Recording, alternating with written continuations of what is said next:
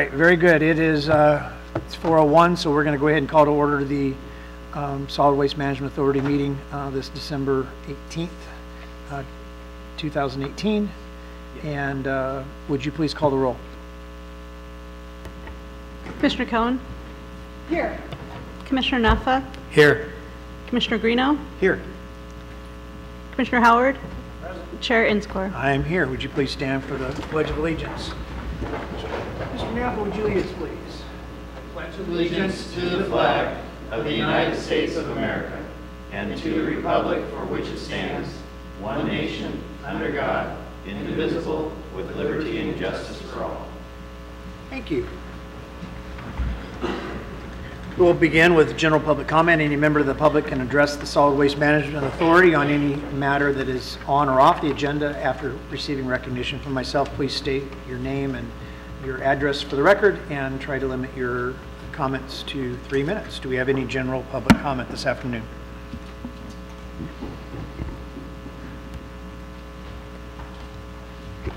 Eileen, Del Norte County. I still looking at, since we're negotiating all of what we're going to be doing with trash, an idea that was presented previously was to please have self-haul bags. And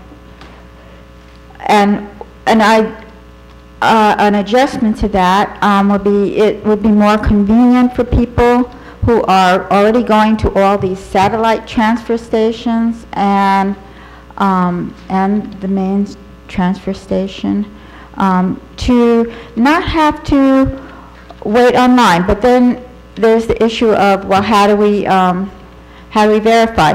But if we have these prepaid bags and then they could go through the gate once instead of twice, and because right now you go through and then you re-weigh, and most of the time you're waiting is during that weighing part. So if you had a bag, like they have curb pickup bags, but it would be discounted from that because about 50% of the cost of those curbside pickup bags is actually having a truck come and servicing, coming to your house and picking that up. So let's say those bags are $7. Just have that bag be $5 and you self-haul it. And that saves the customer having to go through that line twice. And it also has a verification process. You're going at the gate at least once to verify that you have the self-haul bag. And so let's say it would be $5 instead of their $7, something like a 30% discount for hauling it yourself. I think that would make it so much more convenient, and especially for these little transfer stations that have, you know, a lot of backup and congestion at times. You could go to any of these. So I would modify the questions, you know, to actually go through the gate once to verify and still have the self-haul. And I would really appreciate if we had that. So, and also you could have it available to buy through the community, and it would highlight, hey, you're really supposed to pay for trash to be disposed of properly, as a little advertisement, you know, these attractive bags. I don't know. All right. All right. I'll think of something else later. Okay, thank you. Do we have any other general public comment? Okay, we'll close public comment then, and we will move on with our agenda. We have 4 items on consent, but item number 1.3 is still in the process of being evaluated, so we do not have those invoices ready to be approved. So we're only looking at 1.1, 1.2, and 1.4. Move to approve 1.1, 1.2, and 1.4. Okay. Second. We have a motion and a second. Do we have any public comment on the consent agenda items? Seeing none, I'll close public comment. We'll bring it back. Would you please pull the vote? Commissioner Cohen? Yes. Commissioner Naffa? Yes. Commissioner Greeno? Yes. Commissioner Howard? Yes. Chair Enscore? Yes. Thank you. We'll move on into item number 2, our treasurer reports, which includes items 2.1 through 2.5, beginning with our director's report for December 2018. Mr. Ward. Thank you, Chair Enscore. So in your approval of the consent agenda was included our annual waste discharge requirements payment to the Regional Water Quality Control Board. Some years back, the staff under the board's direction did appeal the amount of that fee based on our threat and complexity rating. And again, we saved money yet again because of that appeal. And had we not pursued that appeal, essentially we would have paid $147,000 extra than what we've currently paid. So that continues to yield savings to the agency, but we are paying that annual permit fee of $30,625. It was slightly higher than it was last year. It actually has been set at that rate since fiscal year 15-16, but it was reduced slightly because it does have a connection to the budget for the State Water Resources Control Board. We are continuing to work with the county engineer Jim Bartz to submit the additional information necessary for the 5-year permit review for the Crescent City landfill. That's still in process. We've submitted all the requested information and completed the interviews with Harshwall and Company. They're the ones who are doing our external audit. So that process is continuing. I'd like to let everybody know that we are doing our annual holiday tree collection. So after the holidays, you can bring in your Christmas tree to the Delaware County Transfer Station, remove the tinsel, lights and ornaments and the stands, but we'll take a holiday tree for no charge through the end of January. And we'd like to thank Hambro WSG for their donation of that. And if you're a Recology customer, Recology will collect your holiday tree. You got to call them and make an appointment, but that's 464-4181, and that would not be charged as a bulky item. So again, good services, good holiday wishes from our contractors. So we're happy about that. We'll continue to offer that. We did also, Kira and I were on KFUG once again on Rethinking Recycling, and we were promoting low waste gift ideas. On the agenda is collections change order 16. We'll talk about that in greater detail as that item comes up. And we also have agenda item 6.1. We'll talk about the request for proposals for professional services to identify sites for the Northern Transfer Station. Finally, we did also do a presentation to Evening Rotary, and Kira Seymour has completed the Sustainable Resource Management Program from Green Education US. That was a several-month process, so we appreciate that additional education. And we've made Refuse Site Attendant Michael McClellan a permanent employee. So we're now well-staffed, I think, on the whole, and things are going well looking into the end of the year. Continuing on through those reports, you can see the coupon we hand out regarding tree cycling, and some low waste gift ideas on the back of that flyer. Our cash balance continues to increase slightly, but as is usual, revenues are slightly down in November compared to prior months. However, even so, this was the highest income November that we've ever had. So business is still booming, I think in part because it was such a dry November. I think that's part of it. Looking at the claims approved by Director, once again, our largest expenditure by far was payment to Hambro WSG for their good services at the Delaware County Transfer Station, and additional charges for clearing brush at the landfill and our credit card charges. So looking at our revenues, finally the revenue report, you can see our revenues are down a little bit, but still at this point in time, our service fees at the transfer station are $30,867 ahead of budget, and our revenues from the franchise fees are $17,455 ahead of budget.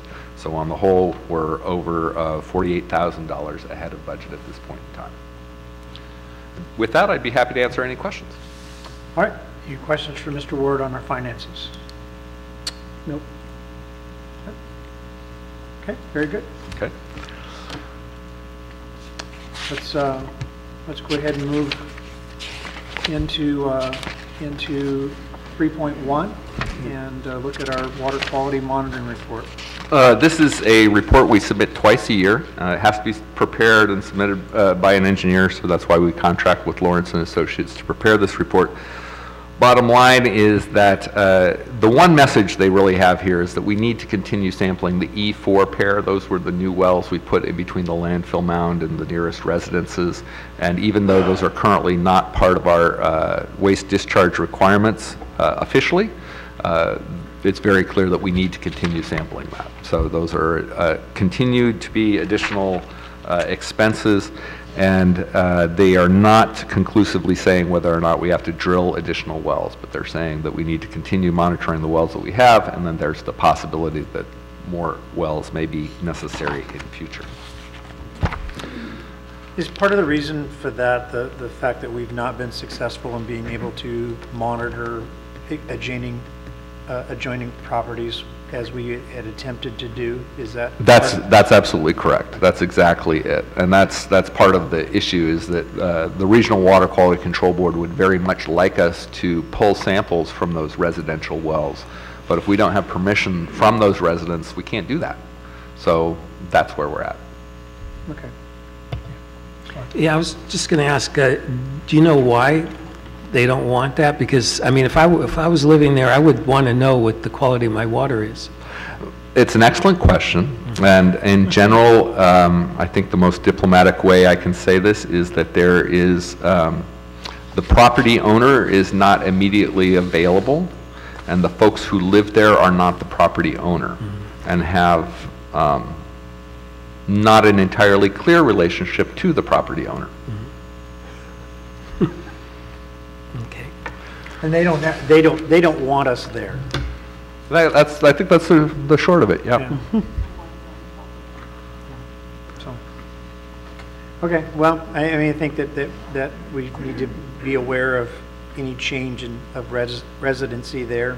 We don't really have other property owners that really are in position to provide us the kind of testing that we need, but staying abreast of whether or not the individuals who live there might move or a new tenant be there, I think is always probably a good, at least annual evaluation. Thank you, sir. We will continue to monitor those properties for sure. Okay, so this is a receive and file any public comment. It is. That's correct. On the water quality monitoring report.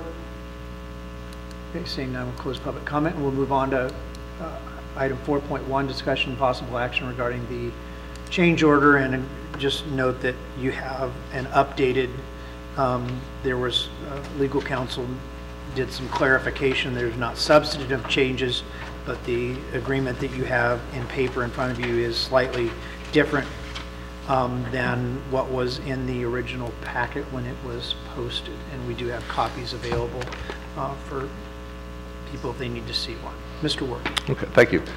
So this is the slide you saw last time we met, and we talked about the sequence of 2 change orders. And so today we're just going to be talking about the first one. Next slide, please. There we are. So collections change order 16 is before you. The draft was published with the agenda packet, has been modified, but the substance is the same. Specifically, it calls on Recology to provide evidence of purchase or lease of a property in Del Norte for essentially what they're doing currently, which is unloading the recyclables, pulling out the big pieces of trash, and then loading them onto a larger truck to be processed outside the county. All trash and recycling collection rates would be increased by 6.12% under the current rate structure to address the increase in costs to collect, sort, process, and market recyclable materials. Brush weight rates would not be affected. The 20-gallon residential trash cart would get phased out. There would be 4 additional authority-allocated dumpsters available to support community cleanup efforts. The rate changes including this 6.12% increase would go into effect on the 1st of July 2019 and would be in addition to whatever consumer price index based adjustment that would be affected based on the CPI for March 2019. And this change order does not extend the agreement. So it's been restructured. If I could, I'd like to sort of cover some of the history, because while anytime there's any rate increase, that's a concern to the community as a whole, and it reflects on how we're managing our contracts. So I think it's important to emphasize that essentially the collections contract that Recology is currently doing started in July 2011. And when they started that contract, Julindra was subcontracted to process the recyclables collected, in addition to serving as the only buyback center in Del Norte. And at that point, Recology paid for the disposal of contaminants that were removed by Recology in the processing. In 2013, China announced the national fence, which meant there were a lot more inspections, and recyclables that were coming from California at that time began to back up. Julindra was operating at a loss for many years and hoping that the price cycles that had had a downward trend would be coming back up at some point, and that really never happened. So starting in January 2016, Julindra stopped processing Recology's recyclables, and Recology started to scramble to find other facilities to provide those sorting services. And in January 2016, Jordan Kekri passed, and Julie Bedorick took over as Julindra's general manager. In March 2016, the authority granted Recology until June 2017 to find a new processor. In October 2016, Recology requested the elimination of some materials from the recyclables. In November 2016, Recology requested a 4.9% rate increase to pay for the increased cost for processing recyclables. So that's important to realize because that was November 2016. So it's been over 2 years since they've requested an additional pay increase, and there has not been one. In 2016, the authority granted Recology another 90 days to find a new processor and eliminated cartons, hard plastics, film plastics, and styrofoam from the list of recyclable materials. In 2017, the first load of recyclables were delivered from Del Norte to the processing facility in Samoa, and at that point we had 18% to 25% contamination. In February 2017, black bags were prohibited in the recycling carts. In April 2017, the community recycling bins were moved from the fairgrounds to the Del Norte County Transfer Station. In May 2017, we had a town hall to discuss strategies to reduce contamination. In July 2017, China's national sword policy was announced, effective starting in January 18. They are only accepting recyclables that had less than 0.5% of contamination. Previously to that, they were accepting 10% contamination. In December 2017, the processing agreement with Recology Humboldt was ratified, and at that point in time, our contamination level was 13 to 18%. In January 2018, approximately 33% of California's recyclables were exported, and 62% of that went to China. So that's when the national sword really started to drop. So we're talking about our recyclables. We're talking about our responsibility to try to recycle these materials, and even after all these years, 2 years of discussion, we're still well over our 10% recycling contamination level. So the negotiations continued, and as I reviewed before, essentially the Recology was pointing out that their cost for recycling collections, sorting, transport, processing, and marketing have all increased substantially. The transition from working with Julindra as a processor to the current framework has required many improvised interim steps, many of which were very expensive. Recology has not been compensated for these additional expenses, and the rate adjustments requested only cover a portion of Recology's increased expenses. They assert that their needs are immediate and the rate adjustment is necessary for Recology to secure a location to continue current operations as they are. So in November, Authority Treasurer Rich Taylor and myself met with Tom Norris and Jeremy Herbert to review their justification for this requested 6.12% increase. The additional costs included the cost to lease and pay for the electrical expenses at the former Julindra building, which is being used to unload and reload recyclables into larger trucks to be transferred to Recology Humboldt in Samoa, where those materials are sorted and processed. The estimates for these expenses were confirmed to be 0.91% of the projected revenue for any CPI-based increase. The largest increase in expenses requested is for transport to and processing at the Recology Humboldt facility. and their cost to process are $88.91 per ton at the Recology Humboldt facility, and that is the rate negotiated between the Humboldt Waste Management Authority and Recology Humboldt. These additional expenses were confirmed to be 5.21% of the projected revenue before any CPI-based rate increase. Because these expenses are associated with the cost to sort recyclables, and recycling collection services are often coupled with trash collections, authority staff feels that these rate increases should not be applied to the fees for brush collections.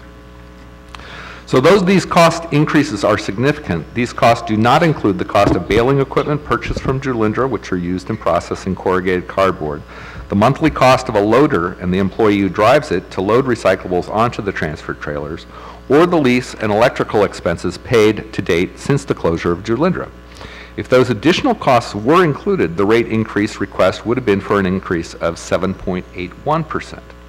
So finally, these cost estimates do not include payments made to Julindra prior to closure, payments for a temporary facility used at Hambro Forest Products, and the cost to purchase an additional 450 carts in a 30-gallon size to replace the 20-gallon carts. So the bottom line is that while this is a significant increase, it was first proposed nearly 2 years ago, and in our review of the basis for this rate request, they actually did not include all of the expenses that they might have. So it's a conservative rate request, and it's been delayed. So staff recommendation is that collections change order 16 be approved. Thank you, Mr. Ward. All right, turn to the authority for input. Questions for Mr. Ward, first of all. I have a couple questions. Going back in history, what is the normal percentage on the CPI over the last few years? I'm not sure if I could say what the normal is, but I would anticipate that including the CPI plus the 6.12 coming July, we're looking at a rate increase of about 8%, maybe a little bit more than that. Does that answer your question? Yeah, that's kind of what I was trying to get at. So round yes. 2 right yeah, now. That's what I was trying to figure November out. was. Okay. And why did you guys stop taking so many items in the recycling? He named off a bunch, and I know when this happened. What was the reasoning for that? Come on up, Mr. Herbert. I'm assuming there was nobody that would take those, so that's why we had to quit taking them. And that was my assumption. I just wanted to clarify that. Any other questions? Thanks, while I'm up Jeremy. there? Sure. Yes. Yeah. Absolutely. Director Wardslide, 6.12% under current rate structure to address increased costs to collect, sort, process, and market. Under the franchise agreement, the cost to market. Are we taking care of that, or are you taking care of that? The cost to market? Yeah. Well, really, all the costs that we came up with is basically 3 things. One is one's going to be the payment for the tonnage to the Samoa facility for processing. The second one is going to be basically just for transportation costs. And the third one is going to be covered under our, hold on, so I'm trying to get my bearings here. The third one is for the cost of the facility operational in addition to that we weren't already doing. So it's just those 3 items. Everything else surrounding that is not included in the 6.12. That's still on us. Okay, so that's not, I see it listed. It says collection, but it's not. And it shouldn't be our responsibility in the franchise agreement to be paying for marketing costs of that recycled material. It's just, the 6.12 is only for the 3 things I listed. Everything else is still on us. Collection and processing. Those are the only 3 things that we're asking for, and everything else we're continuing on our own. And this is basically leaving you just enough to scrape by. This is the bare bottoms. In fact, like I said, we didn't add any operation expenses to this. This is the bare minimum for us just to keep moving forward. That's it. No, I appreciate the honesty. Yeah. I know we've been working at this a long time. We have been, and we're trying to be as fair as possible. We understand that those increases are hard for everybody. However, it's been hard for us too, and we're not asking for any pay from the last few years of trying to get this sorted out or figured out. We're just trying to figure out, hey, how can we move forward, continue to support the community, and move forward as low of a rate as we can get it to. Yeah, no, I kind of see this as a horse seat teeter-totter. Yeah. You got the state regulations on one end, you got the commission here to deal with. We got a good business and good standing here in this community, and we have ratepayers. Correct. Trying to balance that so everybody's equal, not one person. It's the best we can do at this point in time, It's a tough unfortunately. place to be. It is. It is, but no, really appreciate your efforts and Okay. and time working with the community to get to this point. Excellent. Anything else? Yeah, Commissioner Naffa.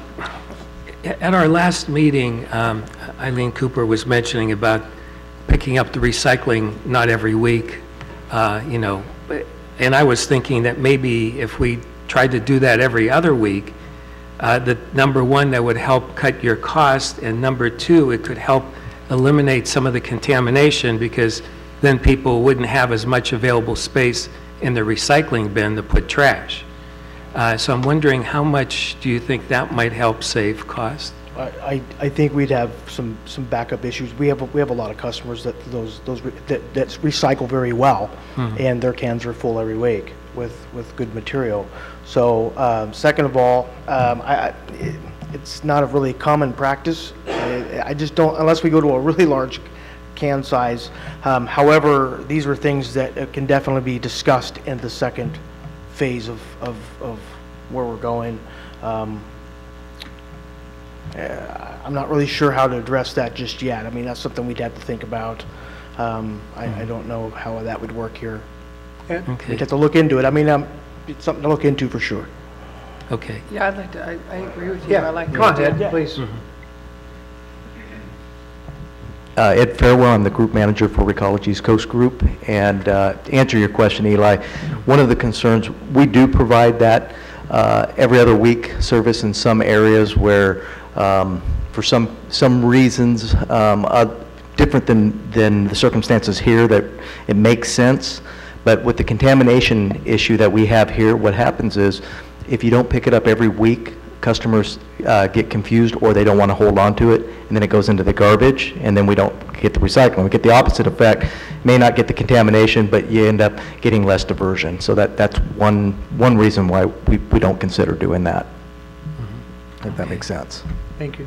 Yeah, it makes sense. It's just that I know you guys were harping for quite a while about the fact that we're getting too much trash in the recycling, and you know, which made me feel like there's some room where we don't have to pick it up every week. Right. And that's a point well taken, but at the same time, we're still committed to recycling, and we still want to make sure that we maximize the diversion. And so, in fact, I feel that would work, you know, the opposite. It may help with the contamination, but it'll reduce our diversion. Okay. This essentially allows Recall to deal with this contamination without losing to a certain extent, right? So we've been wrestling with this issue now for 2 years, and we got to get to a starting point. This is a good test for it, but this allows for this contamination to now be dealt with without putting you guys in a world of hurt. That is correct. Long and short of it, yes. And I will say that by obtaining our own processing facility through Recology in Samoa, that has helped to buy some time as we work through this. Prior to obtaining that facility, we were having to dispose of some of the recycling because it wasn't marketable. And now we have the ability to somewhat control our own destiny and provide some time, but we still have to meet the mandates. And we have a ways to go, but we're committed to doing that. You know, I think from the commission standpoint, Chair, I think we're all trying to look out for that ratepayer. I think that's our obligation sitting up here. But in essence, I also want to ensure that we're not seeing an ounce of garbage out here in this fairly pristine environment, given the direction that we want to take this community as a tourism destination. And all you have to do is look to the TV these days to see a lot of other tourist destinations turning into what I would call something ugly, given the amount of trash that's along the side of the road, freeways, and other locations in their streets and law enforcement. So if we could find that cool balance that's going to make this thing work, I think we need to do everything we can as a commission to get us there. Thank you. That's my personal opinion.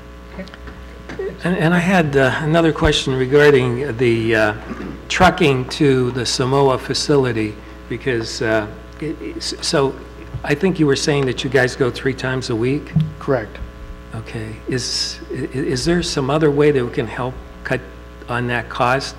Because I know one of the things that's being addressed environmentally is the fact that trucking is sort of defeating the purpose of recycling because of all of the fumes and everything. So not only that, but also picking up. You know, that's why, you know, if we weren't picking up quite as often, that could help cut back on that. Because on the one hand, you want to be environmentally friendly by recycling, but on the other hand, you don't want to end up, you know, damaging the environment more so because of, you know, the fuel, you know, affecting the environment, you know, all the emissions. Sure, so I'll be glad to answer that. So basically, where we first started out was we were using our own truck and our own trailer. And so we were going down loaded and coming back empty. What we're doing now is we have a hauler, and it was actually less expensive for us to use this hauler than it was for us to use our own truck and trailer. This truck is already coming through Crescent City loaded with trash. So he's already coming through here, and he's always going back empty.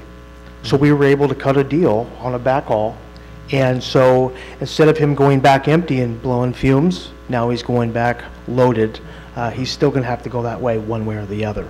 So that's how we worked out a deal for that, which was, it was less evasive for us to use their firm, and it was even less cost than it was for us to even run our own truck with our own employee. And so even if we did go to an every other week's schedule, we're still going to have a lot of material to collect that following that every other week. Therefore, instead of having 3 loads going out, we're going to have 6. So, you know, the material volume doesn't really change much. The volume kind of stays the same. It's just a matter of we're picking it up at a different time and we're getting more quantity. So I hope that answers your question. Like I said, we've looked through this. We've shopped it, and really it's came down to the point of that it was to catch a backhaul in any situation is the most less expensive way to go. Okay, now it does make sense, and I appreciate that. Sure.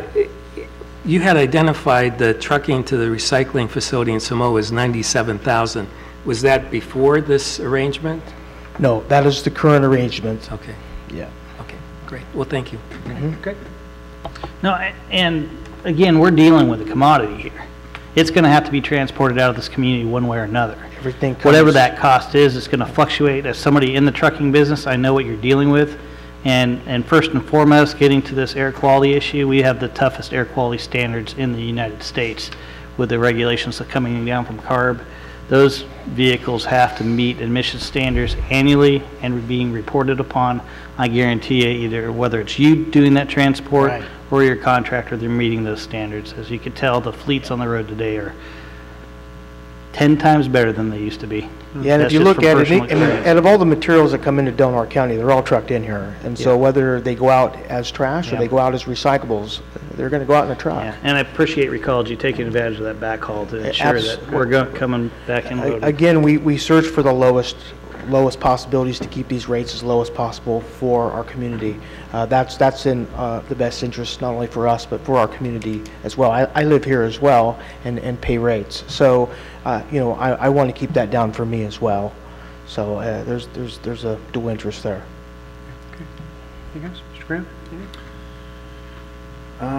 Just the longer we talk about this, the longer we look at this, it seems like this makes more sense just because we did have Jewel River for so long, and they kind of eased the issue a bit for us. They took the brunt of it. So Certainly did. I don't like raising rates, but costs are going up across the state, and I don't think that we're going to be exempt from that. Yeah, I agree, and I think that we've worked really hard to get to where we are now, and I think that where we are now is trying to, and I hadn't even thought about the illustration of this 4 teeter-totter, which is really kind of, it really is what it feels like. You're just trying to balance all these things, and I certainly certainly advocate for our consumers and trying to make sure that we manage rates. But the reality is doing business, this business is not the same as it was 2 years ago. And we saw that coming, and we've been trying really hard to work towards that. And frankly, my view is moving forward as we look into phase 2 and we look at potential contract extension, being able to work with a partner is much more palatable to me as a commissioner than the uncertainty of working with a potential partner that you don't know. We've worked together, all of us, for quite some time and realized these are, we've had to get down in the nitty-gritty with dealing with stuff. I think that there's a real advantage of us continuing to work together going long-term, because I don't think any of us can predict what this market's going to be 5 years from now. There's just no way. Yeah, and so the better we adjust to that new reality as it's happening now, I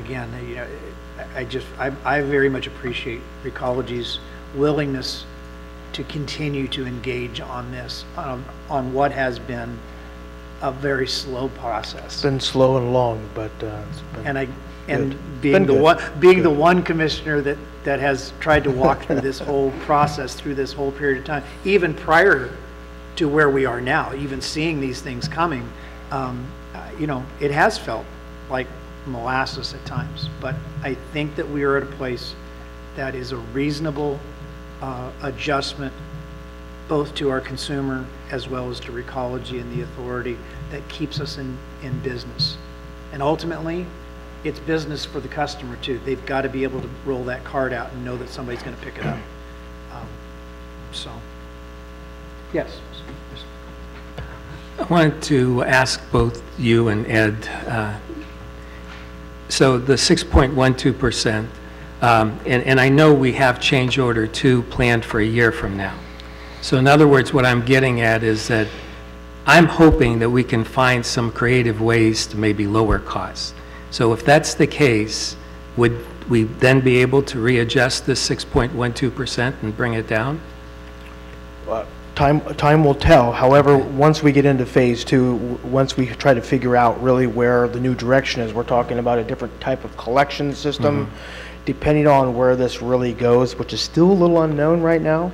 I'm not going to say it's off the table. However, if it presents itself, I wouldn't see why we wouldn't want to capitalize on that. Okay, and Ed's shaking his head, yes. So is that right? Good. I mean, but that's, yeah. I think that it's reasonable to assume as we look at phase 2, and if we really get into an entire reassessment of the rate structure, there is a likelihood that a year from now that there may be some components of this, that there's savings, and there may be some customers who save something, but there also may be some customers who pay a little bit more as we look at that.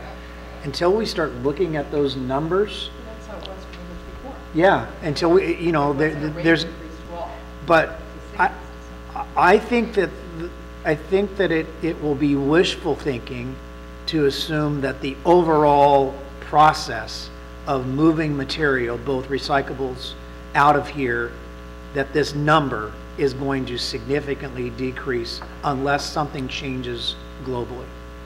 If something changes globally, or if somebody comes up with some creative ideas of how do we manage some of these materials, or a new market shows up. Correct. I don't know if that'll happen in a year, but I do think that we're going to be able to manage some individual portions of this that may make this increase less impactful for maybe some people who are low volume users and some of those things when we look at all of this. But I think what it costs is what it's going to cost in some ways. Yeah, again, I just want to formally say, yes, if there's a way to reduce costs, absolutely, we would do so.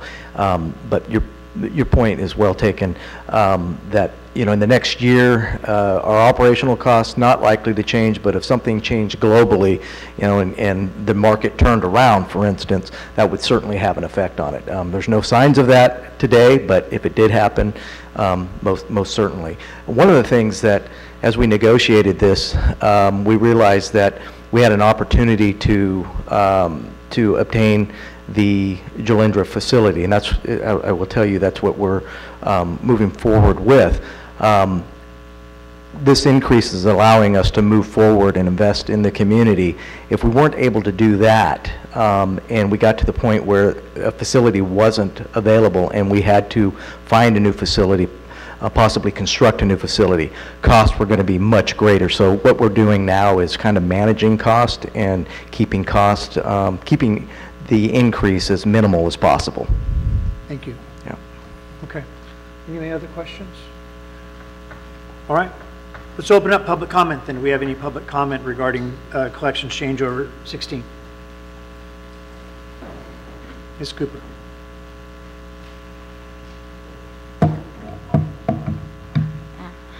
All right, so the idea of only going around twice for recycle trucks. It sounds to me that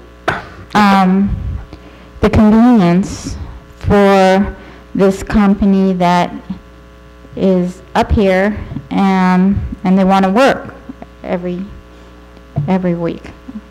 But from an ecology standpoint, from an efficiency standpoint, it doesn't make sense when your recycling trucks are going around picking up about half empty recycling cans and not going back all full, which is my understanding, that you're burning fuel, and we don't need to do that, and we can cut down contamination. I do not buy into that people will not recycle just because it's every other week. People who recycle are committed to doing that. They know it's the right thing, and they know it saves them room in their trash cans. So I think we ought to look into really pursuing being efficient that way. I know it's more convenient for the person who wants to work every single week, but it doesn't make sense ecologically. It doesn't make sense for burning fossil fuels, and it doesn't make sense for contamination. I also very much appreciate the financial oversight that the department took to see whether or not these rates were justified. And it truly does seem like they are. So I do appreciate that careful scrutiny, and I do think that they're doing as good a job as can be done financially as possible. So it was a little sticker shocker last meeting, but I think the public should appreciate that careful evaluation. So thank you. Thank you, Ms. Cooper. Any other public comment? Mr. Slagle. Hello, I'm Dave Slagle with Hambro Forest Products and Hambro WSG. I felt it would be remiss if I didn't come up here and speak to the fact that when this contract was let in 2010 or 2011, that Hambro was in fact significantly lower than Recology in the collection contract.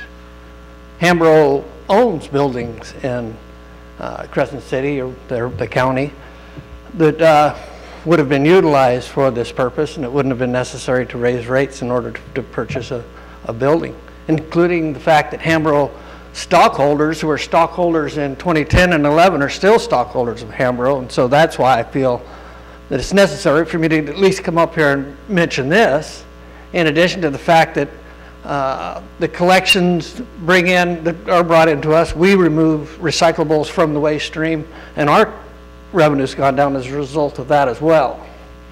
So it affects all of us. Another area is green waste that has gone down, that has gone worse for us in the last 10 years than it was, and we haven't had a significant increase in that. So that's the thing we think should be considered. Another consideration is the fact that these stockholders that are ours have paid this, are looking forward to us possibly engaging in a contract. If there's an extension, then we won't have to worry about that, I guess. But I like the saying that I read somewhere that good is the enemy of better. You know, Recology's doing a good job, but if we put it out for, you put it out for bid, maybe someone will be better. Maybe it won't be Hambro, but we are a progressive company. We're looking for a variety of opportunities in any area that's available that's profitable. It might be a benefit to go out to contract for Recology because they think they could raise the rate, and I don't doubt they would as they rebid it, consider the cost, and it might be a lot more than 6.12. But we don't want to, if it's going to be given to Recology and extended to Recology, make that point, because we don't want to spend the money on doing the research, which we did last time that was very expensive, only to be told you don't have the contract. And I don't know what the justification was. I've talked to people about it. Oh, you don't have the experience. Well, we have an association with a local collector in the area, not in California, but that has agreed to come alongside if we were to pursue it. So Hambro's there. I understand why Recology needs the rate increase. We get the CPI increase as well, but we have some other costs. So, as to quote an old director, throw the dog a bone every now and then. I would hope you'd consider increase for Hambro WSG as well, based upon the fact that recycling costs are up, but revenues are down, to include compost. So here we are, ready to go. If you need us, we're here. Thank you, Mr. Slagle. And I will just point out, and we very much appreciate our partnership with Hambro, which is part of the reason why a couple of years ago we did negotiate a rather lengthy extension because of the value that we place on our partnership. So questioning an extension with one side of the thing when we provided that to Hambro, I guess it's not like that doing an extension is unheard of. We did that with Hambro and extended our contract at a rather lengthy time frame to provide for Hambro's being able to lock up the White City arrangement. And so I guess I'm just, in all fairness, to I don't recall if there was any increase in our rate as a result of that extension.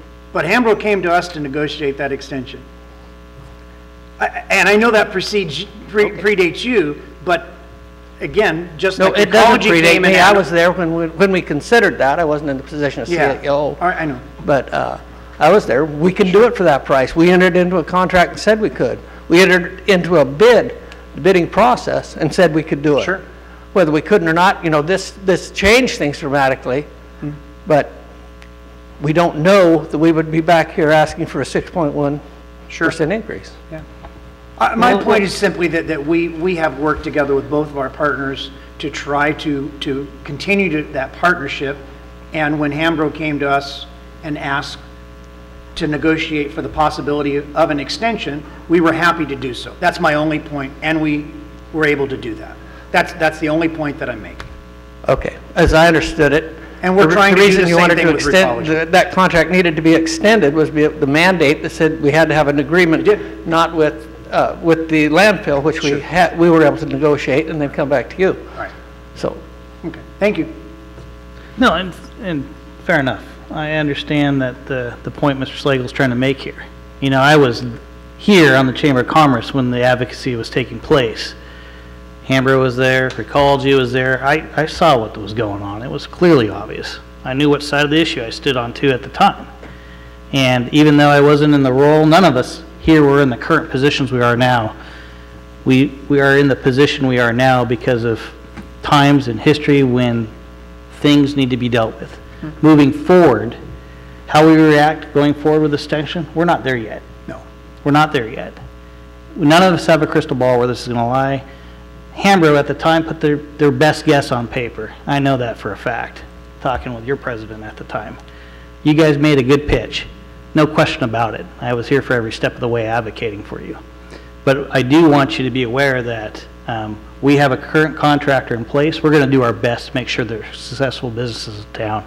And I, for one, in particular, as somebody who does not want to see business leave this community, want to ensure that we give everybody the equal chance of success here by providing them the resources necessary to achieve their goals. And anyways, I'll leave it at that. But I do understand your point. It's well taken. We want to ensure that moving forward in the future, we don't know what that crystal ball looks like, and more importantly, we don't know if an extension will be given. At that, we'll weigh that out when the time comes. But I appreciate your comments, Mr. Slagle. Really do. Right, and it's this board's responsibility to, we have a responsibility to our ratepayers first and foremost as far as I'm concerned. So when that time comes, we will weigh all options. Sure. Absolutely. Okay. Any other public comment? All right, we'll close public comment, then we'll bring it back to the I'd like to make a motion on 4.1, which is to authorize the action regarding the collection change order 16, authorizing 6.1% increase to trash and recycle collection rates. Okay, I have a motion to approve collection change order 16. Do I have a second? I'll second. Okay, I have a motion and a second. Would you please pull the vote? Commissioner Cowan? Yes. Commissioner Naffa? Yes. Commissioner Greeno? Yes. Commissioner Howard? Yes. Chair and Scora? Yes, very good. Thank you. Hey, Chair, and if I may add, I really appreciate the efforts that the committee and staff went to in negotiations to get us to this point. I don't think we would have been here without some leadership at the helm to get us these conversations over the goal line. So really appreciate the efforts we did see. Thank you. Thank you. Okay. Yes, Mr. Nick. Yeah, I did want to add that when we do work on Phase 2, I'm going to be looking for what I consider a public benefit. I had mentioned that before. I really had wanted it for this change order. We weren't successful with that, but I would like to see some public benefits such as a reduced rate for the yard waste, for the collection for that, the brush-only category. So anyway, something like that. I just feel like we need to have some more things that could benefit the public.